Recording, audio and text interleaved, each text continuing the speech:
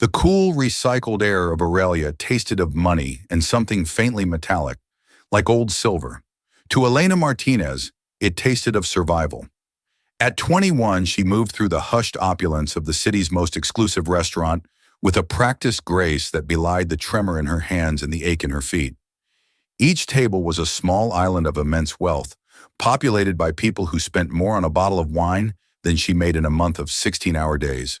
Her smile, the one she had perfected in the cracked mirror of her tiny apartment, was her armor. It was bright, professional, and utterly impenetrable. Tonight, that armor was being tested. The sommelier recommended the 82 Petrus, a man with a florid face and a watch that glittered like a dragon's hoard was saying. But my wife finds it pedestrian. Elena's smile didn't waver. Of course, sir. Perhaps the Screaming Eagle. The 92 vintage is particularly expressive this evening. She knew the wine list not as a collection of drinks, but as a series of landmines. One wrong suggestion, one flicker of uncertainty, and a customer's fragile ego could detonate, taking her tip, and possibly her job, with it. Her job was everything. It was the rent on the 2-room apartment she shared with her Nana Sophia. It was the copay for the Nana's heart medication, the expensive pills that kept the tired, beautiful woman who had raised her alive. It was the flimsy dam holding back a flood of debt and despair. So Elena smiled, she suggested, and she floated between tables like a ghost in a crisp black uniform, her own dreams packed away like old photographs. Before this life, there had been another, a life of charcoal sketches and blueprints, of dreams of soaring glass and steel. She had been 2 years into an architecture degree at the State University, her notebooks filled with designs for community centers and sustainable housing, when Nana Sophia's heart had faltered. The choice had been no choice at all. She had traded her T-square and textbooks for a corkscrew in a tray. Yet the architect's eye remained. She couldn't turn it off. She saw the world in lines, stresses, and structures. Here in Aurelia, she noticed the hairline fracture in the marble by the maitre d's stand, the subtle sag in the century-old ceiling molding, the way the custom chandeliers, designed to look like frozen waterfalls, cast shadows that made even the most beautiful faces look skeletal and harsh. The restaurant was a masterpiece of design, a symphony of mahogany, velvet, and brass. But to Elena, it felt like a beautiful, hollow cage. Seated alone in a discreet corner booth was a man who seemed as out of place as she felt. He was old, perhaps in his late 60s, with a face carved from granite and sorrow. He wore a simple, impeccably tailored tweed jacket that looked ancient but expensive. He hadn't looked at the menu. He had ordered a single malt scotch, neat, and now sat staring at the opposite empty seat, his gaze distant and clouded. Elena had served him twice before. He was always quiet, always alone, and always tipped exactly 50%, leaving the cash folded neatly under his glass. She knew from the reservation system only his last name, Pendleton. Tonight, however, the fragile peace of the dining room was about to be shattered. The disruption arrived in a wave of expensive perfume, loud laughter, and entitlement. They were the Harringtons. New money, raw and insecure, desperate to be seen as old aristocracy. Mr. Harrington, the florid-faced man from earlier.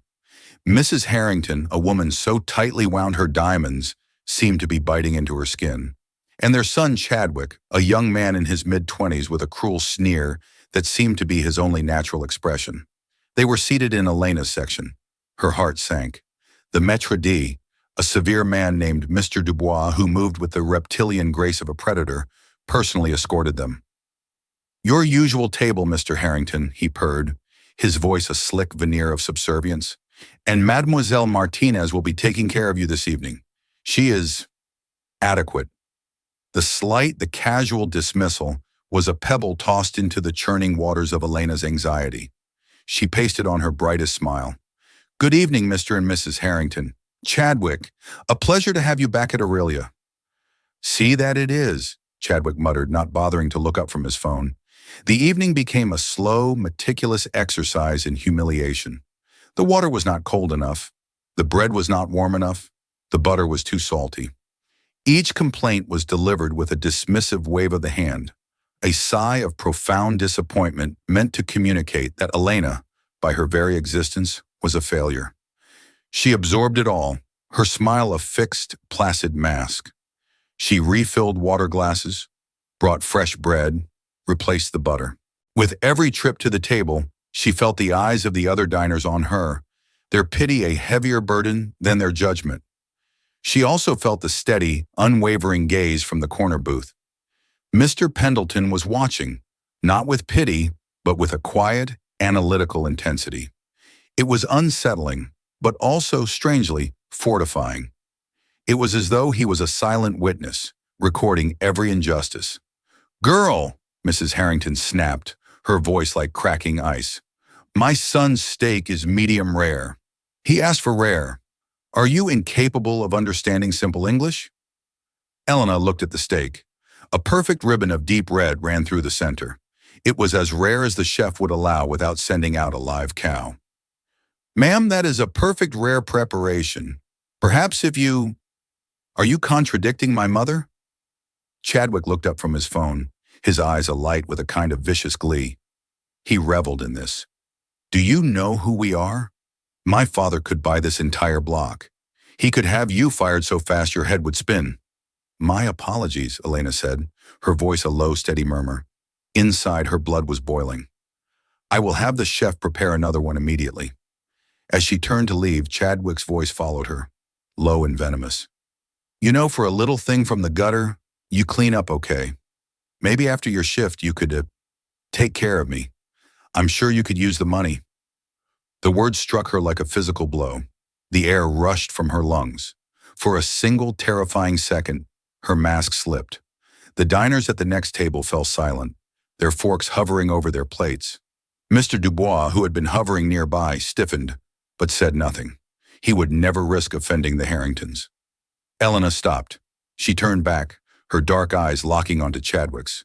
The smile was gone, replaced by a cold, quiet fury. She said nothing. She didn't have to. The silence stretched, thick with condemnation. It was Chadwick who broke first, his sneer faltering into a nervous laugh. "Just a joke. Can't you take a joke?" Elena simply picked up his plate and walked away, her back ramrod straight. As she passed the corner booth, her eyes met Mr. Pendleton's. He gave a slow, almost imperceptible nod. It wasn't a gesture of comfort. It was a gesture of acknowledgement. "I see you. I see what is happening." The incident settled a pall over the dining room. The Harringtons, sensing they had crossed a line even by their own standards, ate their replacement steak in sullen silence.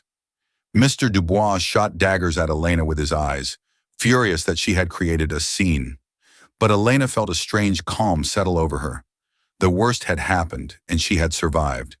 She would finish her shift, collect her meager tips, go home to Nana Sophia, and do it all again tomorrow.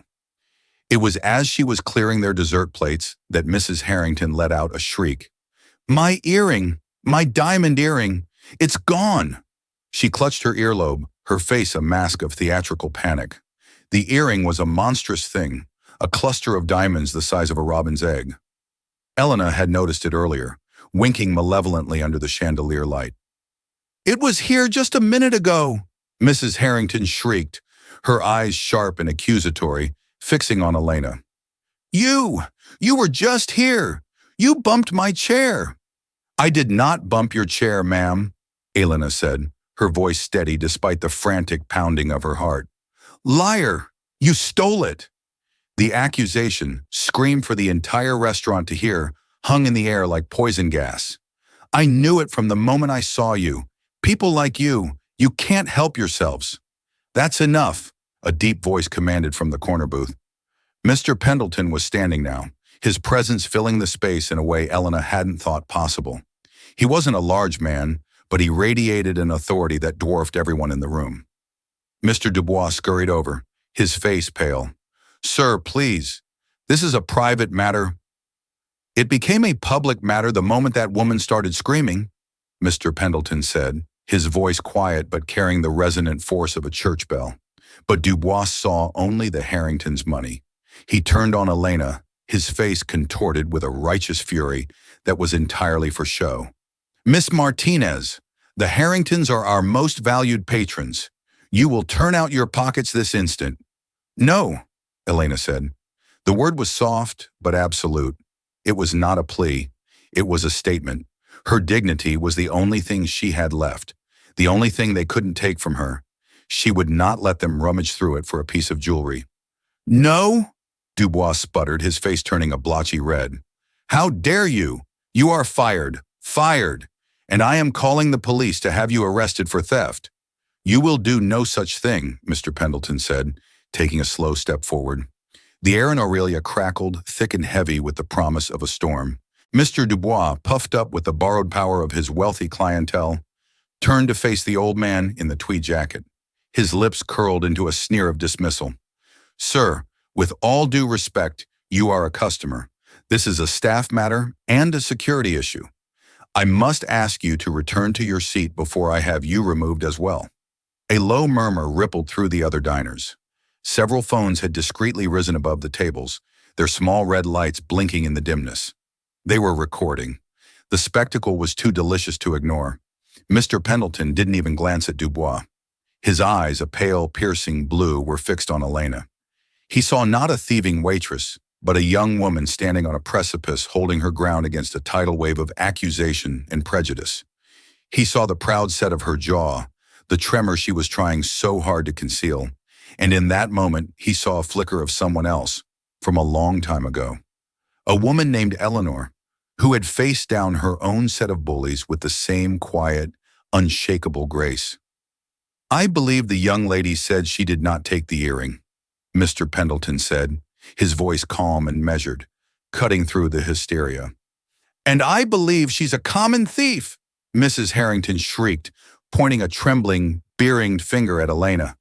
"Look at her, the cheap uniform, the worn-out shoes. She probably needs the money for drugs." The cruelty of the remark was breathtaking. Elena flinched, the insult landing like a slap. Nana Sophia's face flashed in her mind, her kind eyes, her labored breathing. Drugs. The accusation was so vile, so far from the truth of her life, that for a moment she felt a dizzying sense of unreality. "Ma'am, that is an unsubstantiated and slanderous accusation," Mr. Pendleton stated, a new harder edge to his voice. "I would be careful if I were you." Chadwick stepped forward, positioning himself between his mother and the old man. "Listen, old-timer, why don't you just finish your drink and stay out of it? This has nothing to do with you. The help got sticky fingers, and she's about to find out what happens when you steal from the wrong people." Mr. Dubois, emboldened by the Harrington support, puffed out his chest. "Exactly. Security is on its way, as is the police. We will have this sorted out, and this creature will be removed from my establishment." He said "my establishment" with a possessive hiss, as if he had laid every stone and polished every piece of brass himself. It was then that Elena spoke. Her voice was quiet, but it commanded the attention of the entire room. She wasn't looking at the Harringtons or Mr. Dubois. She was looking at Mr. Pendleton. "Thank you for your support, sir," she said, her voice shaking slightly but clear. "But I can handle this." And she turned to face her accusers. The architect's eye, the part of her that saw patterns and details others missed, was whirring. She had been replaying the last 10 minutes in her mind. Not the words, but the movements. A kind of mental blueprint of the scene. Mrs. Harrington's theatrical gestures, Chadwick's slouch, Mr. Harrington's impatient drumming of his fingers. She remembered a specific moment, just before the dessert plates had arrived. Mrs. Harrington had been complaining about a draft from the air conditioning vent. While gesticulating wildly, she had unclipped the heavy earring, rubbing her earlobe. She had fiddled with it, her fingers flashing as she talked. Elena's gaze drifted from Mrs. Harrington's face, down to the table, to the silver champagne bucket, now sweating condensation onto the white linen tablecloth. "Your earring is not in my pocket, Mrs. Harrington," Elena said, her voice gaining strength, "because you never put it back on." "What? That's absurd. Mrs. Harrington's bluster faltered for a fraction of a second. She couldn't quite remember, could she? The evening had been a blur of wine and petty grievances. You took it off while you were complaining about the draft. Elena continued, stepping calmly toward the table. You were holding it in your right hand. Then Mr. Harrington made a toast, and you picked up your champagne flute with the same hand. She pointed a steady finger toward the champagne bucket. I believe if you look inside the ice, you'll find what you're looking for. A collective gasp went through the room. The sheer audacity of the waitress, the specificity of her claim, was riveting. Mr. Dubois' jaw went slack. Chadwick stared at her, his sneer replaced by confusion. Mrs. Harrington scoffed, a brittle, unconvincing sound. Ridiculous! I would never be so careless. But her husband, a man who, for all his bluster, was a pragmatist, was already peering into the bucket. He plunged his hand into the icy water, his face a mask of concentration. He swirled his fingers through the cubes of ice. For a moment, there was nothing. Dubois began to smile, a look of vindicated triumph spreading across his face. And then Mr. Harrington's fingers closed around something small and hard. He pulled his hand out of the water. There, glittering against his wet, fleshy palm, was the diamond earring. The silence that followed was absolute, a crushing weight of profound, collective shame. It was broken by a single, low chuckle. It came from Mr. Pendleton. The Harringtons froze, their faces a mottled collage of shock and humiliation.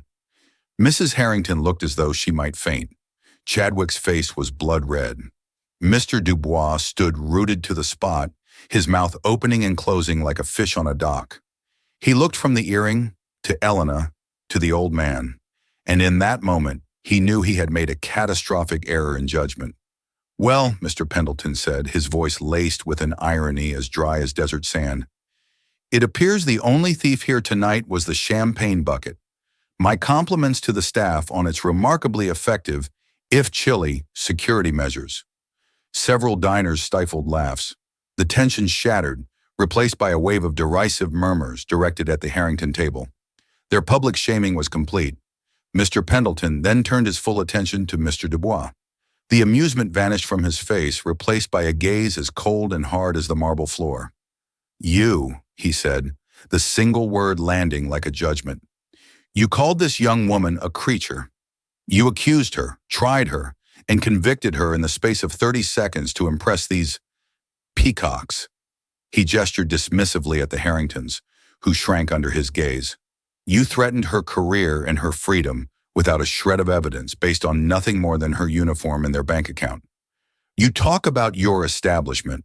Let me tell you something about this establishment. He took a step closer and his voice dropped, yet it seemed to fill the room. I know that the mahogany in the bar was sourced from a single 300-year-old tree that fell in a storm in Honduras. I know that the brass fixtures were custom forged by a family in Florence that has been doing it since the Renaissance. I know that the slight sag in the molding over there, he pointed to the exact spot Elena had noticed weeks ago, is because it's attached to an original load-bearing beam from 1888, and I instructed the builders to leave it as a mark of the building's history. Dubois' face had gone from red to a pasty, sickly white. How could you possibly know that? Mr. Pendleton smiled, a thin, grim line. Because 30 years ago, I drew the blueprints. I oversaw the construction. I chose the mahogany and commissioned the brass. I did it as a tribute to my late wife, Eleanor. Her name is carved into the cornerstone on the east side of the building. This isn't just a restaurant, you fool. It's a monument to her memory. He paused, letting the weight of his words settle. My name is Arthur Pendleton, and while you may manage the restaurant, Mr. Dubois, I own the building. You are my tenant. If the discovery of the earring had been a shock, this revelation was an earthquake. The entire room seemed to sway. Mr. Dubois looked as if he had been struck by lightning. His meticulously constructed world of deference and snobbery had just been leveled, and he was standing in the rubble. And per clause 17B of your lease agreement, Arthur continued, his voice now devoid of all emotion, which I wrote myself, the tenant must operate in a manner that upholds the spirit of the establishment, which is defined as a place of dignity, respect, and quiet elegance. Your behavior and the behavior you have encouraged in your patrons has not just violated that spirit, it has grotesquely defiled it.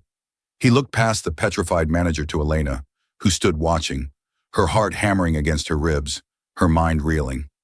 "This young woman," Arthur said, his voice softening ever so slightly, "has shown more dignity, respect, and quiet elegance in the last 10 minutes than you and the Harringtons have displayed in your entire lives."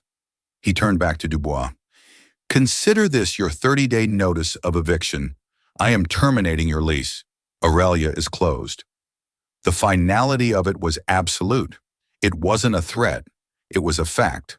The firing of a single waitress had escalated into the execution of the entire restaurant.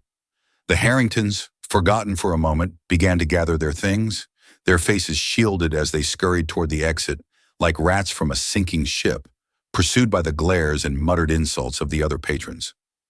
Mr. Dubois simply stood there, a hollow man in an expensive suit, his career and reputation in ashes around him. Arthur Pendleton paid him no more mind.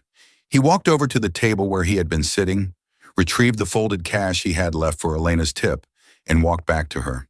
He pressed the bills into her hand. Then he added another larger bill from his wallet. "For services rendered," he said quietly, "and for the inconvenience." He looked at her, truly looked at her, and saw past the uniform to the intelligent, resilient young woman beneath. He saw the architect's eye that had solved a mystery the rest of them had only gawked at. "What is your name?" he asked. "Elena. Elena Martinez." "Elena Martinez," he repeated, as if committing it to memory. "I have a feeling your career as a waitress is over." The departure of the Harringtons was a pathetic, hurried affair. They didn't look at anyone as they fled, their extravagant evening ending in a rout of public disgrace. Mr. Dubois remained frozen for a long moment before staggering away toward his office. A man walking to his own professional guillotine. The whispers in the dining room slowly grew to a buzz, then to a round of spontaneous, heartfelt applause directed at Elena and Arthur. Elena stood amidst the chaos, the crisp bills clutched in her hand, her mind a whirlwind. One moment she was about to be arrested, her life in ruins. The next she was the heroine of a drama she couldn't have imagined. The adrenaline began to fade, leaving a profound, bone-deep exhaustion in its wake. Arthur waited patiently for the room to settle. He then turned to Elena, his expression unreadable. "Walk with me, Miss Martinez," he said, not as a request, but as a gentle command. He led her away from the gawking diners, through a side door she had only ever used to take out the trash, and into the cool quiet of a service corridor. The air here smelled of bleach and old grease, a stark contrast to the perfumed atmosphere of the dining room. It felt more real. "I imagine you have some questions," he said, his voice softer now that they were alone.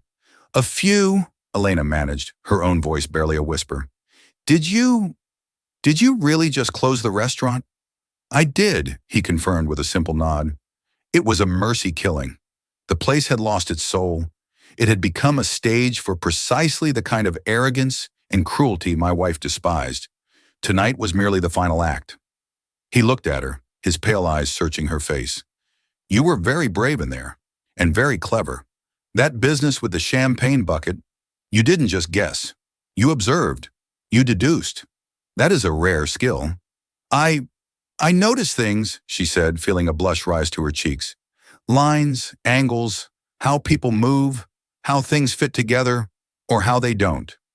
"The eye of an architect," Arthur said, a knowing glimmer in his eye. Elena's head snapped up. "How did you—" "Your notebook," he said. "I saw it peeking out of your apron pocket earlier. The corner of a page. It had a sketch on it, a cross-section of a cantilever joint.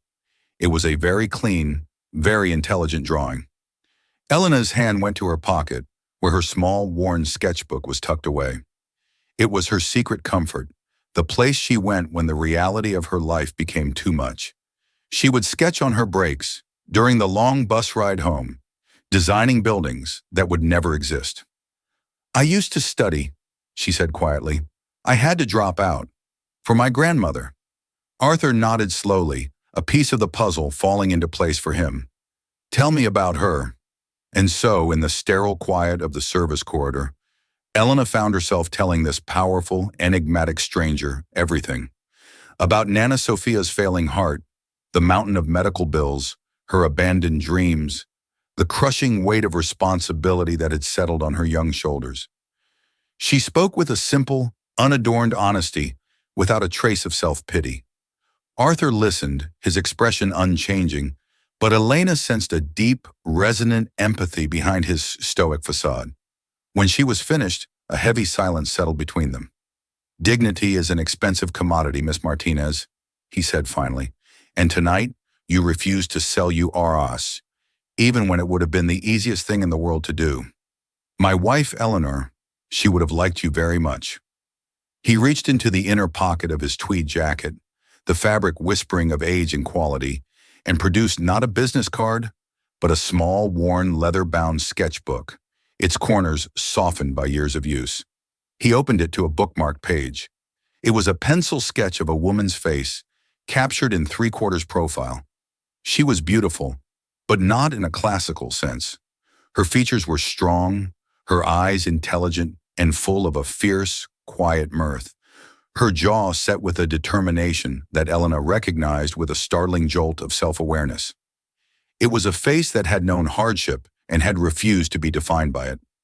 "This was Eleanor," Arthur said, his voice a low, resonant murmur, thick with memory. "She was a structural engineer, grew up in a coal town in Pennsylvania, fought her way into a university that barely accepted women into its program. She saw the world not just as it was, but as it could be. She believed that good design wasn't about aesthetics. It was about integrity, about the bones of a thing, the truth of it." He looked from the sketch to Elena, and his pale eyes were not merely seeing her, but assessing her, measuring the unseen framework of her character. "Tonight, I did not see a waitress being humiliated. I saw a structure under a stress test. The Harringtons, Dubois, they were applying a load, trying to find a breaking point. They piled on arrogance, accusation, and vile prejudice, expecting a collapse. But your foundation held. You did not crack. You did not even bend. Instead, you analyzed the forces at play, identified the structural flaw in their argument, and with a single perfectly placed observation, you brought their entire rotten edifice crashing down." The words washed over Elena, displacing the last vestiges of fear and adrenaline with something far more profound: understanding. He wasn't offering her pity, he was offering her a professional analysis, an engineer's respect for a well-built structure. "The world is full of hollow facades, Miss Martinez," he continued, closing the sketchbook with a soft thud. "Aurelia had become one, all brass and velvet on the outside, but rotten on the inside. You, on the other hand, possess integrity. It's an architectural principle, and it is a human one. It is also exceedingly rare. I will not allow it to be wasted serving overpriced wine to entitled fools." He finally produced a simple, heavy-stock business card. It read, "Arthur Pendleton, Pendleton and Associates, Architects." An address, a number.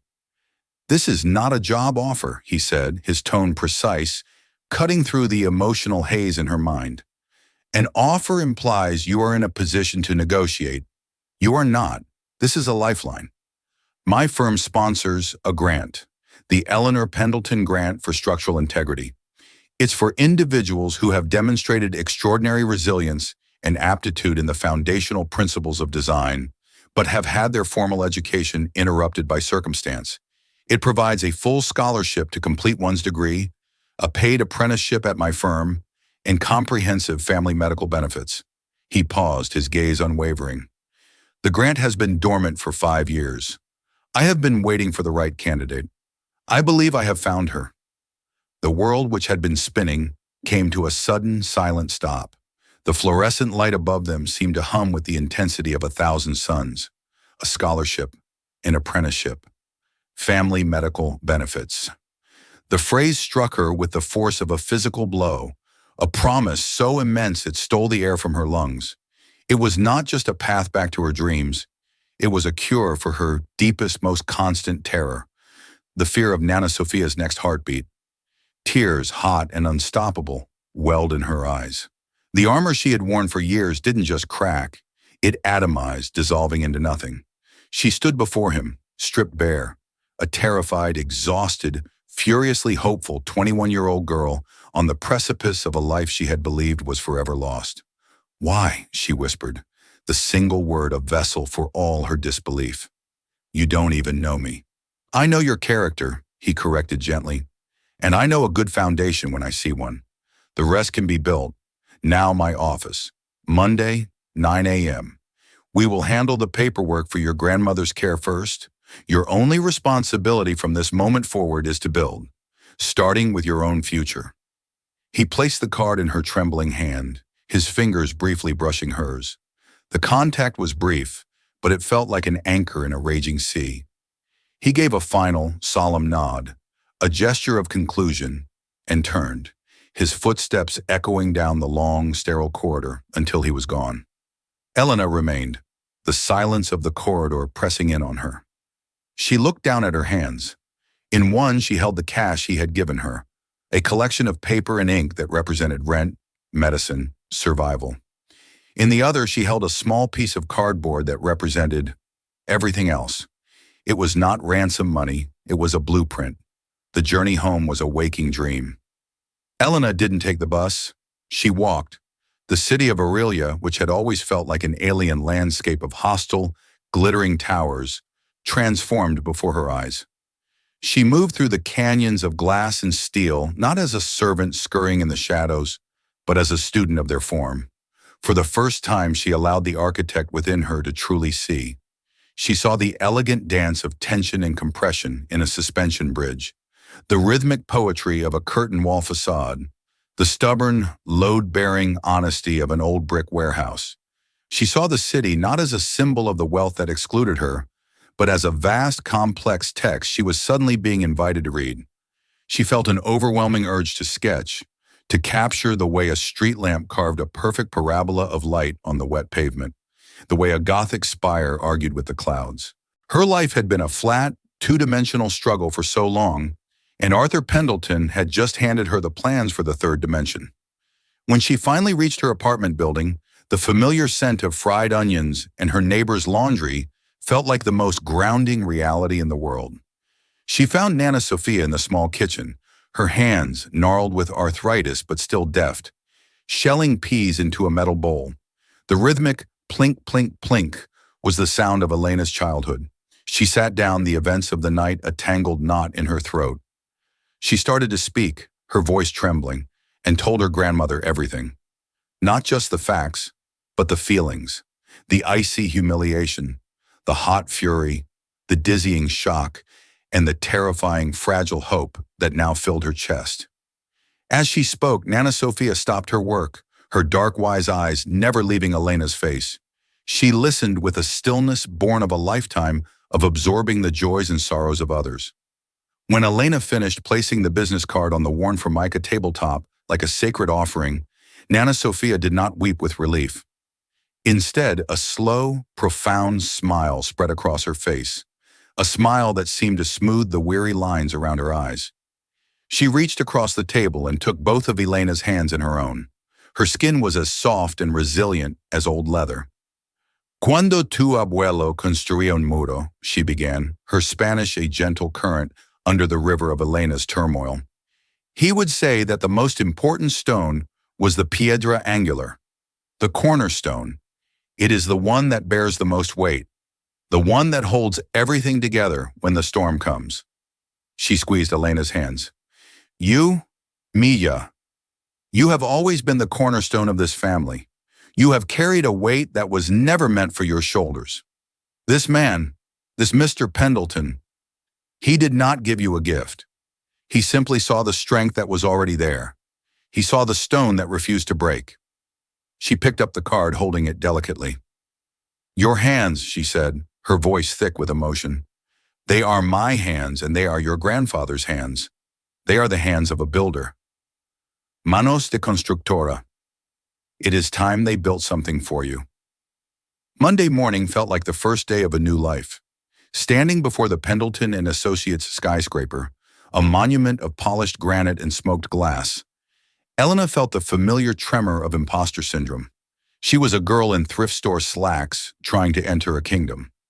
But Nana's words echoed in her mind. He simply saw the strength that was already there.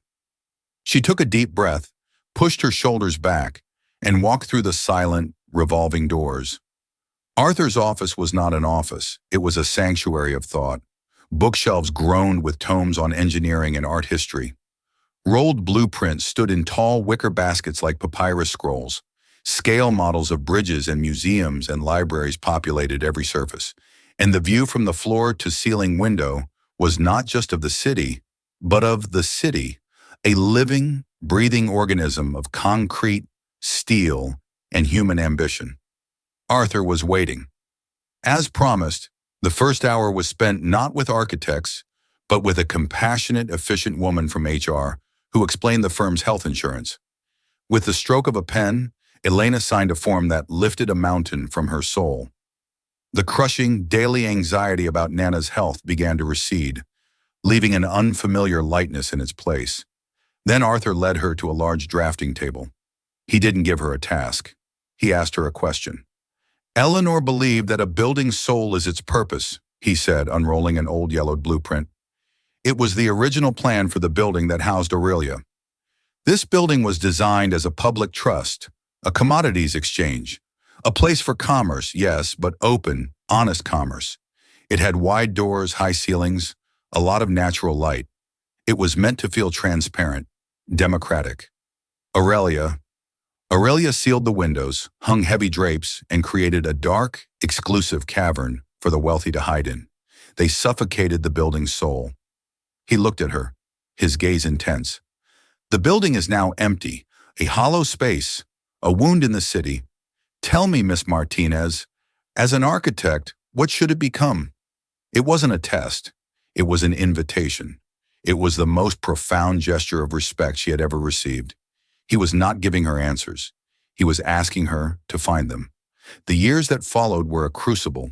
Her days were a blur of university lectures and studio sessions. Her nights spent at the firm, learning at the elbow of a senior architect named Sarah, who was as demanding as she was brilliant. Elena was a sponge, absorbing knowledge of material science, load paths, and architectural theory. But her most important lessons came from her own past. In a class on designing public spaces, while her classmates sketched sterile, minimalist plazas, Elena remembered the tired faces on the late-night bus. She designed a community center with heated benches for the winter, covered walkways, and a small, warm library where children could do homework while their parents rested. Her design was not about abstract beauty, it was about empathy. It was about sheltering human beings. She discovered that her time at Aurelia, the source of her shame, was now her greatest asset. She understood how people moved in a room, how lighting could make someone feel powerful or intimidated, how the height of a counter could create a barrier or an invitation. She had spent years observing the architecture of power from the powerless side of the divide. Now she would use that knowledge to build spaces that empowered, that welcomed, that served. Arthur was a constant, challenging presence. He was her harshest critic and her most steadfast champion. He never mentioned the events of that night again, but it was the bedrock of their relationship. He had seen her true structure, and he was now teaching her the craft to give it form. Almost 4 years later, on the day she received her architect's license, Arthur called her into his office. On the great table lay a beautiful, intricate, new-scale model. It was the Aurelia building, but transformed. The windows were wide and clear, pouring light into an open, multi-level space. There were studios, workshops, a gallery, and a small cafe. Your proposal, he said simply. Elena stared at the model of what she had named the Keystone Center, a place where talent was the only currency, a foundation to provide scholarships, studio space, and mentorship for underprivileged students of architecture, engineering, and design.